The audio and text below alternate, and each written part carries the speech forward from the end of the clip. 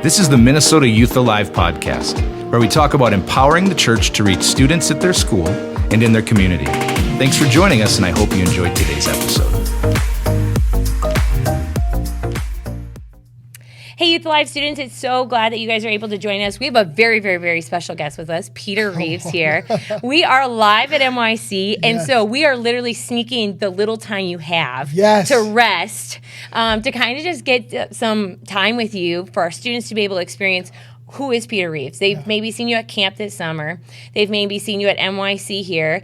And just kind of knowing who you are. You have an awesome story, an awesome testimony. Yeah. Right now, you're a next-gen pastor at Mount Hope Church in Lansing, Michigan. You crushed that. I did it. A lot of words.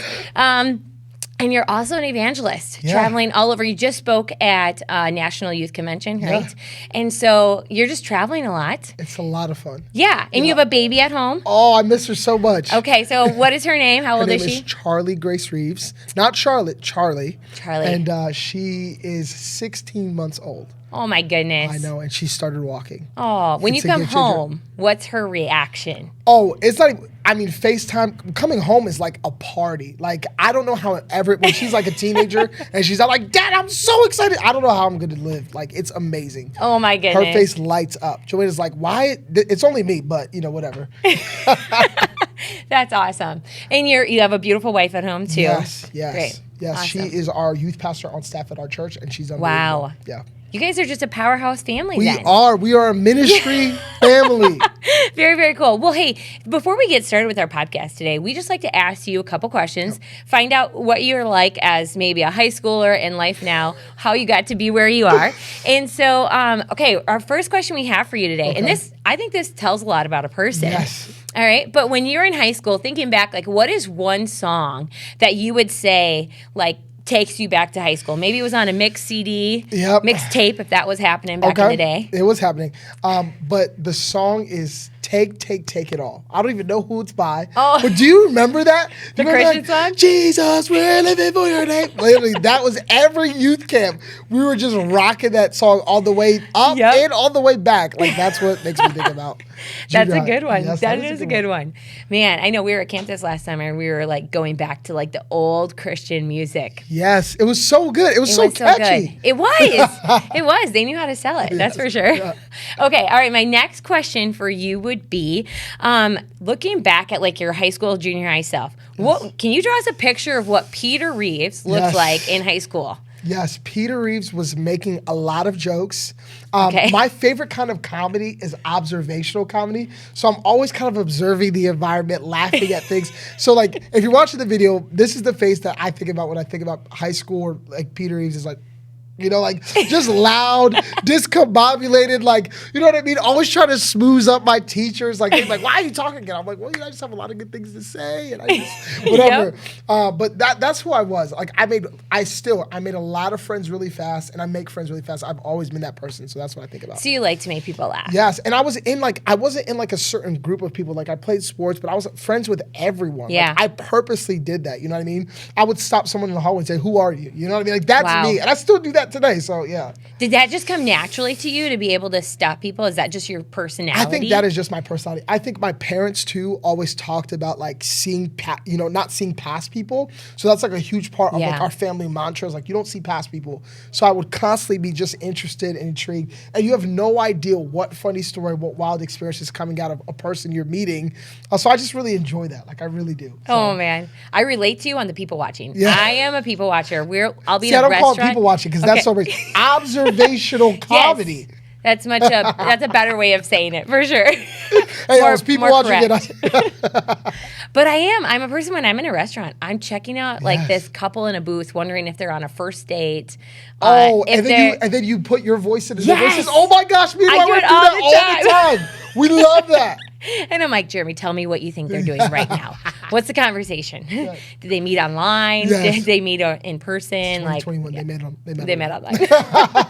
Yeah, so true. All right, so our third question for you would be, what is someone or something that has really inspired you in life? Yes, it is a quote from my high school football coach. Wow. And we had a great team. We didn't lose many games, but there was a game where we were losing, and we were losing bad. And there's two things that he said to me that really have shaped my life. The first thing is he said, this is we, not me. Meaning like to me, this is not about you. This is an us thing. We, not me.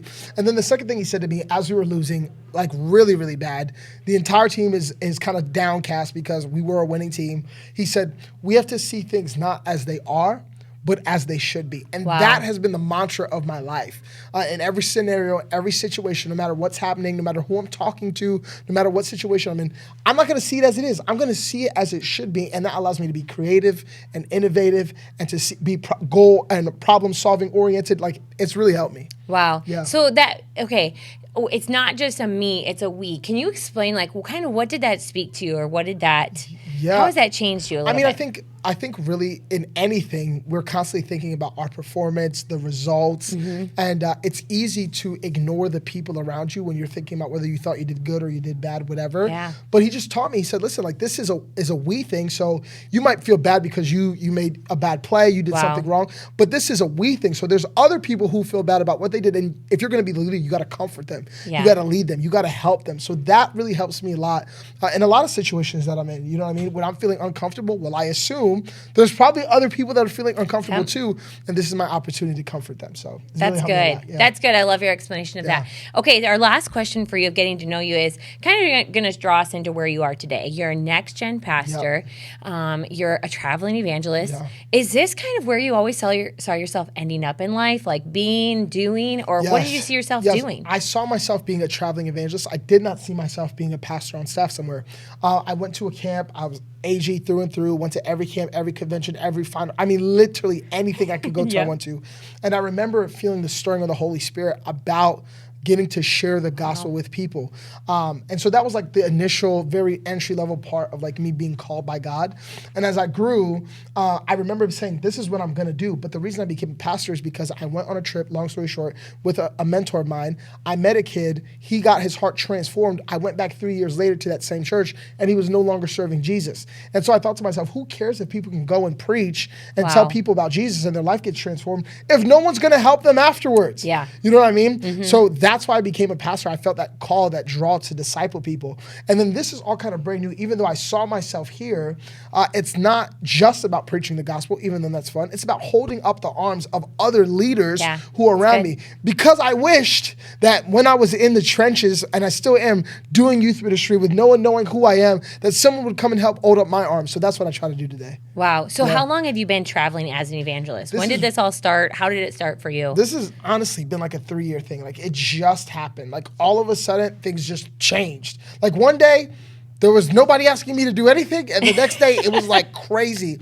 And honestly, in a year where everyone was kind of scaling back, 2020 for me was like a year of uptick. Like the Lord just blessed kind of what we were doing, and that's great. Gave us some thoughts that really motivated and inspired people. And so here we are today. Yeah. Wow, that's so cool.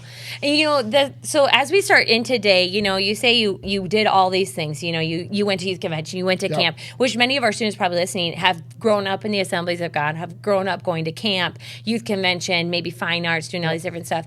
So for you, tell us a little bit about your story. I know that you were actively reaching your campus. I know that you were connected with Youth Alive and what they call like a campus missionary, what we call our student leaders. What did that journey look like for you, and how did you get on that path for your life? Well, okay, so our Youth Alive missionary, and I'm going to drop his name because it's very important to me. That's great. His Go name for is it. Jason Lamer, and then it was the guy who's our district youth director right now, but his name is Lee Rogers.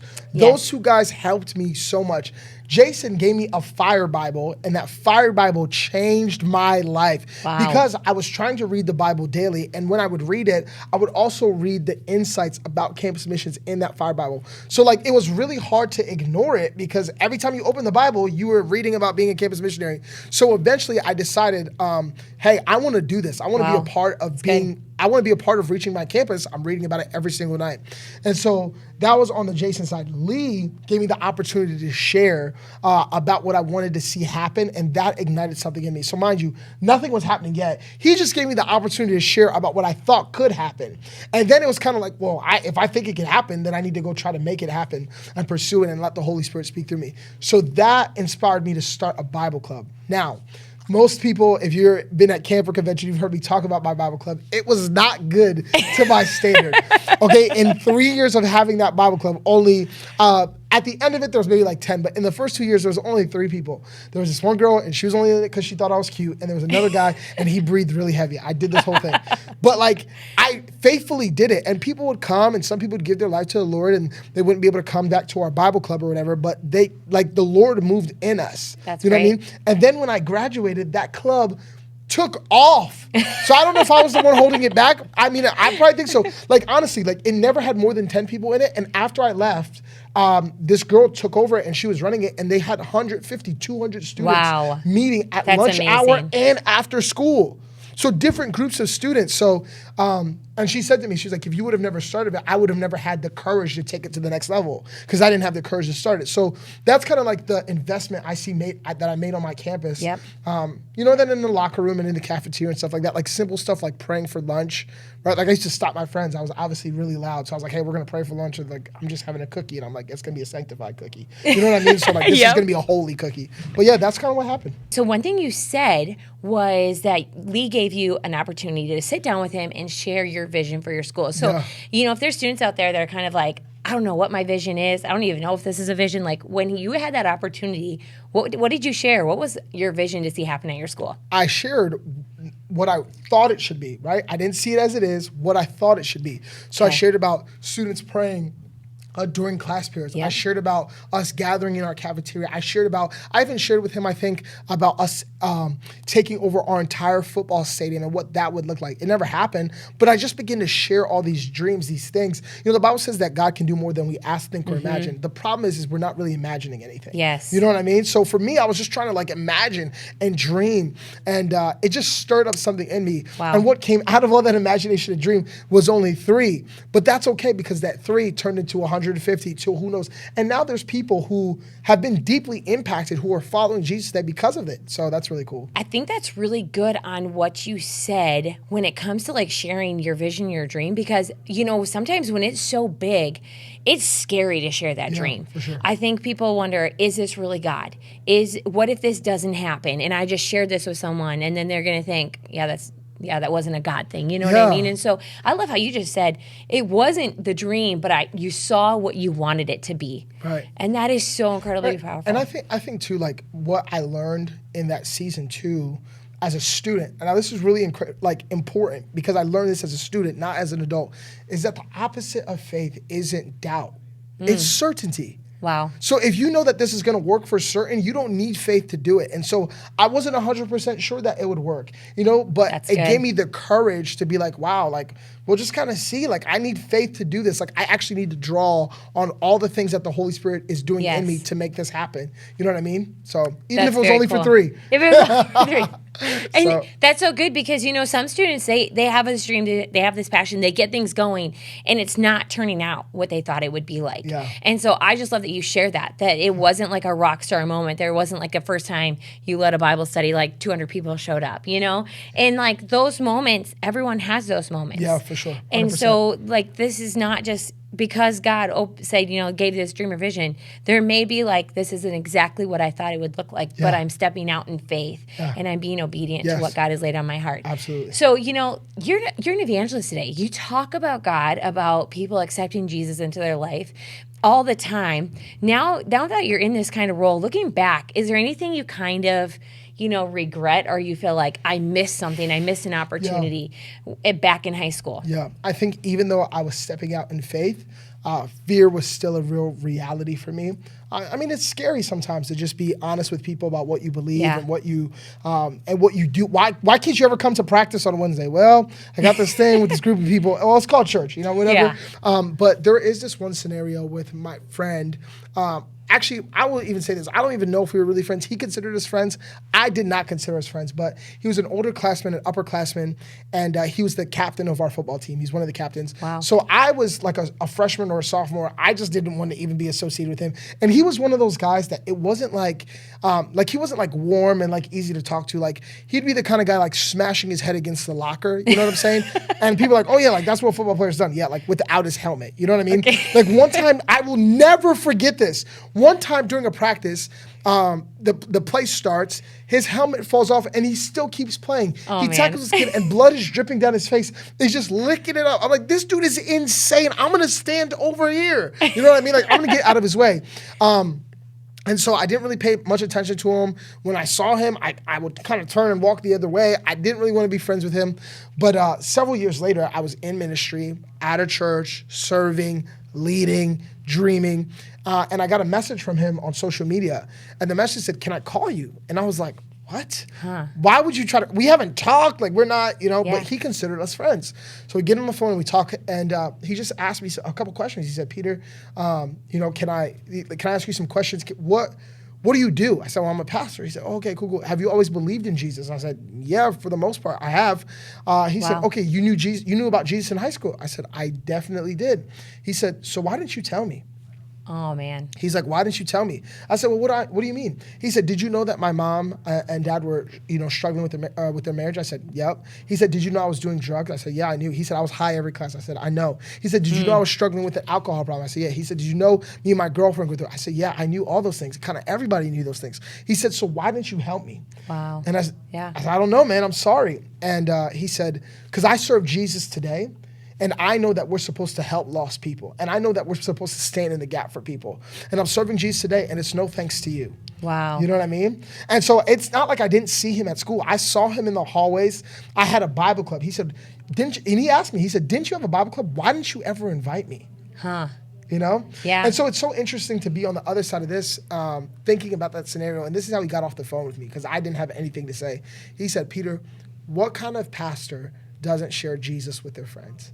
Wow, and what I really wanted to say is, well, I wasn't a pastor then, but here's the thing. The Bible says that all of us are the priesthood of believers. Yeah. So it's not about credentials. It's not about going to school. It's like, if you love Jesus, he puts you in the priesthood of believers. You know what I mean? And you're responsible to share Jesus with people. That's good. Yeah. That's good. So, you said you didn't really have anything to say when that phone conversation happened. Not at all.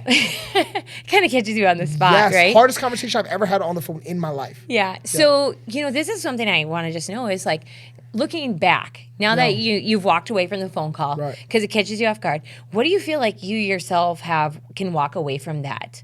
Like you've learned from that conversation? Yeah, I think it was a shock to my spirit that stirs the urgency of the moment. I think one of our greatest downfalls is that we feel like we have so much time. Yeah. Is we feel like people will always be here, but just in a flash, in the minute of a moment, they could be done. I mean, the whole theme for this conference this year, for this youth conference, it's moments. And in one moment, everything could change completely for someone. So true. So that's why I think, it just kind of perked up my spirit to be like, I cannot miss another moment. Every opportunity is the right chance, the right moment to share Jesus with someone. That's so good. Yeah. I love that. Okay, so now, we've all had those moments where we feel like we missed something, right? I like to share those because it's good that we've learned from those. Right. But can you share like an amazing God, like divine appointment that God set up with you, or a God moment that happened for you in high school as you were reaching your campus, as you're reaching your friends? Was there like a moment you look back and you're like, this was totally a God moment? Oh, I look back right now on honestly, one of the people that are the closest to me is my best friend. He was a person that I led to Christ in high school, got him in our Bible club, literally investing in his life, and then him also reinvesting into my life and helping me get through some of the things I was going through. But today, he's getting ready to plant a church. That's amazing. And we talk about it all the time. He's like, "Dude, I would never be doing this if you didn't tell me about Jesus."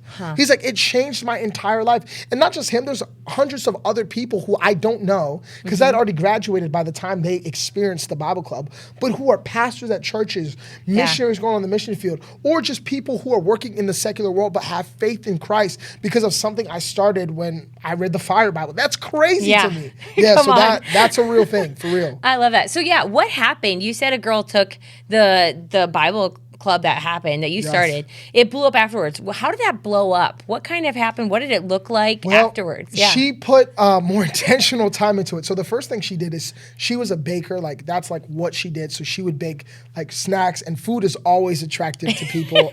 I mean, food is attractive right now. So she would bake foods and cookies and all this stuff, and she'd have them ready. And then when people would come in, she focused the entire Bible club around hearing people's stories and then talking about how she saw Jesus in the middle of their story. It's really, honestly, so cool. So here's what happened. Like, her name was Brittany. So Brittany would literally bring somebody in, and they'd be like, share their story with us. And like, oh, my mom and dad are getting divorced, and my family's so painful, and I don't talk to any of my siblings, da-da-da-da. And Brittany would be like, well, first off, we're just going to pray for your family. And then she would just say, like, I see Jesus in this story, right? Like, you're going to pray your parents' marriage back together. God's going to give you all the words and the strength you need, right? And she had those devotionals, the Take 5 devotionals. Do you know what I'm talking about? Yep. Okay, the Take 5 devotionals. And she would give those to people and say, come on, you got to pray, continue to lead your family. And she grew that group by listening to people's stories, praying for them, and then showing Jesus in the middle of the story.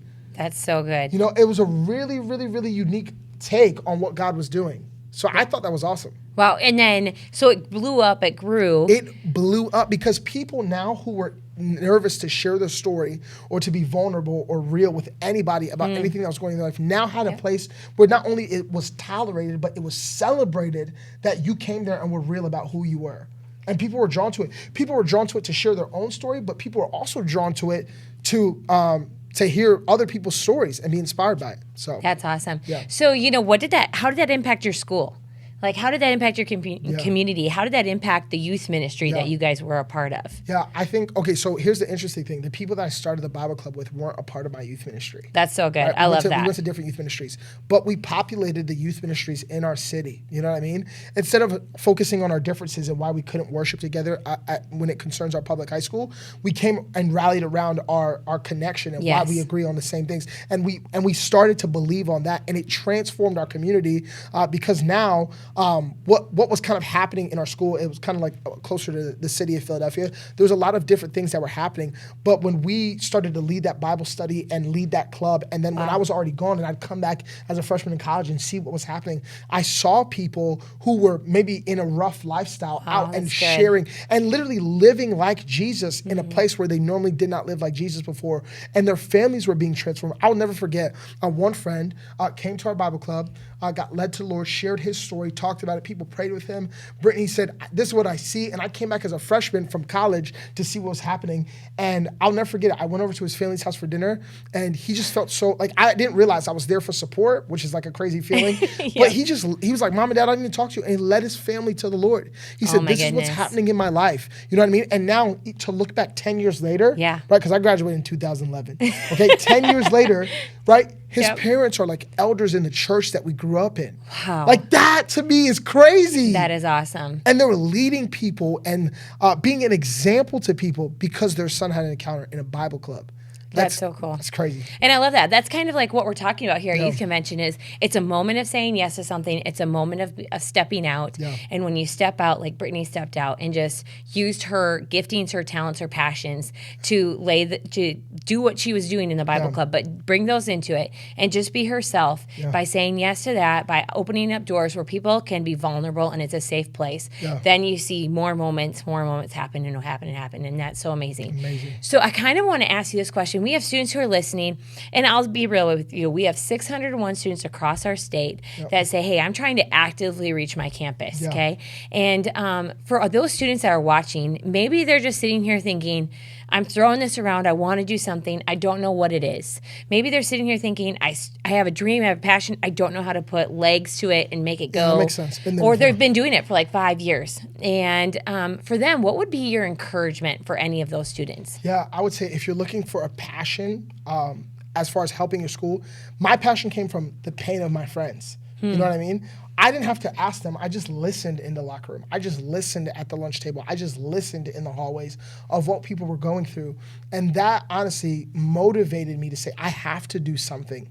You know, a lot of times the reason we don't do anything for anyone is because we're trying to figure out how to do something for everyone. Wow, and so we have to just kind of sometimes stop and say, what can I do for this one person? Yeah. Right? And how can I build, and how can I invite the people that I know that believe the same way I believe to pursue something together? And if you're the only one though in your high school, it's like, just pay attention to people's pain. You know what I love right now? Like, I'm really encouraging my students in my youth ministry to that is our evangelism strategy right now. It's not bring people to church, even though you should bring people to church. Yeah. Our strategy right now is listen to people's pain and respond. That's good. I don't have enough money for lunch. Respond. Yep. My parents are arguing. Respond. I just broke up with my boyfriend. Respond. Right? Yeah. I hate this class. Respond. right? So let me talk about that last one. I hate this class. There was a kid that's now a part of our youth ministry who that was his confession day after day, moment after moment. I hate this Algebra 2 class, right? And one of our students heard him say over and over and over again, I'm in her ear, it's like, respond to people's pain, respond to people's pain. And she responded. She said, you hate this class, but we love having you in it. Wow. That was her response, which I said, that is a really good response. And so the next day, he kind of like looked at her weird, and for like a couple months, he like wouldn't talk to her. And she was like, it felt so weird. But then one day he said, hey, why did you say that 3 months ago? Yeah. And she said, because it's true. And he said, but what do you mean? And she got to tell him about Jesus. He didn't accept Jesus right there and then, but he came to our youth ministry. And he sat in our youth ministry in the back row for 4 months until he gave his heart to the Lord. Friends, it's response. So that's our strategy right now. You know what I mean? That instant response. We're just paying attention. Yeah. Wow, I love that. Just responding to the needs you see around you. That is so good, because I think we see things and then we think, I don't know what to do about that. I don't know what I can do. And just to think of that statement that we can make or step in and respond to the need that's in front of us. That's so good. I love that. You know, so when we look at our students across our state, they're doing amazing things for God. What are, as a next gen pastor, what are some things that you're implementing? Maybe this is a question for our youth pastors listening. What are some things that you as a next gen pastor are implementing so that your students have a heart for reaching the lost, reaching their friends, reaching their schools? Yeah, I think it's exposing people, like exposure, the level of exposure. You know, you're exposing people to people who don't know Jesus. And we're telling their stories consistently. You know what I find? Like, we can get so lost in believing in God and all the good things he's doing in our life if we don't tell the story of the person who isn't. You know, I sat next to a lady on the plane yesterday who just told me a story so broken. And so the way I shared today out of reaching people was different as I thought of her story in mind. You know, this is why I think it says about Jesus that he was always in the street and people were able to come to him and his location was known, because when we stay close to the stories of the people, then we have a heart that moves God's hand and gives us the power we need to do what we need to do. We really have a vision for like how we lead our youth ministry. And so in each season, there's something specific that we're going after. I'm a goal setter. I like to move people in one direction. So like at the beginning of the year, we kind of break down our goals, like local, like what are we doing locally? What are we doing globally? What are we doing, you know, as concerning the future? So we have those seasons. And we break them up into 4 months at a time. So obviously 4 times, you know, 3 is 12. Okay. So we break it down. And what that enables us to do is to make sure that our youth ministry is well-rounded. So the kids that really feel called locally, we're speaking to them for 4 months, and their dreams and their passions are coming alive, and everyone's kind of in it, and it feels so great. And then we launch something out of it, and then we move on. Then we move on to globally, and all the kids that feel called globally, man, we're pouring into it. We're talking about speed to light. We're doing all those things, and they get released, and then we do something big. We have a big give. We have a big whatever, a big serve, and we let it go. And then we start talking about the future. Those are those who are the innovators and the creatives, and those who want to do something outside the walls of the church. And we begin to speak to that. So we really try to use that, and it helps us as a ministry to make sure that all the kids in our ministry, we're speaking in their specific context. I love that. You know what I mean? And then they get to see, like, it is important for me to see a kid that knows they're going to go into the business field, to see a kid get called into the mission field. That's really significant for me. And as a youth pastor, I build those moments together so that kid that is going into the business world can pray over the kid that's going to the mission field. So that the kid... And this is crazy. So that the kid that's going to the mission field, they know where their support is come, and the kid that's in the business field knows who to support. Yeah. And that all blends together so that when they start a Bible club together, and this kid goes, I'm going to the mission field, they know what anyway, you get the point. There's just this web of connection. But that's why we run in seasons, because it just makes it simpler for us. Yeah. Wow. Peter, I wish we could talk all day with you. I know you got a packed schedule. You got to fly back home here to family, and you got to get out of cold Minnesota, right? Yes. So back to cold Michigan. Cold Michigan, exactly. Michigan there. But it has been, honestly, it's been a huge blessing to have you here, and just to steal a couple moments with you, for you to just speak some life-giving words into our students. And I know I feel encouraged. I know those listening, I bet they're writing down dreams and asking the questions that maybe you asked yourself. And we love to connect with our students and dream with them. So I love everything that you just did. And I hope youth pastors can kind of just pick up some ideas of running in seasons and building on those different elements. So thank you so much for joining us for our podcast. Can I say this last thing? Yeah. I think it's so important. Like, as we're all waiting for heaven to respond to our requests, let's respond to those of others. That's great. The ones that are on earth, the ones that God put around us and among us. Like, let's respond as we're waiting for heaven to respond to us. That's good. Well, I know I'm going to look for moments to respond. Seriously, you know, I talk to students all the time. Respond to those around you, see the needs around you. And yet, as I go through my everyday life, I walk out my door into my neighborhood, walk down the street, there's needs we're constantly seeing. And so many times we can get so busy with what we're doing in our own life that we miss the needs around us. And so that's an encouragement to me. I know that's encouragement to all those who are listening. Respond to the needs that you see. So thank you, students, so much for joining us for this episode of our Minnesota Youth Live podcast. And Peter, thank you so much for taking time to joining us. And we hope to see you guys and look forward to seeing you guys on our next podcast. See ya. See ya. Thanks for joining us for this episode of the Minnesota Youth Alive podcast. Remember, you can download the Minnesota Youth Alive app and check us out on Instagram and Facebook for updates and information.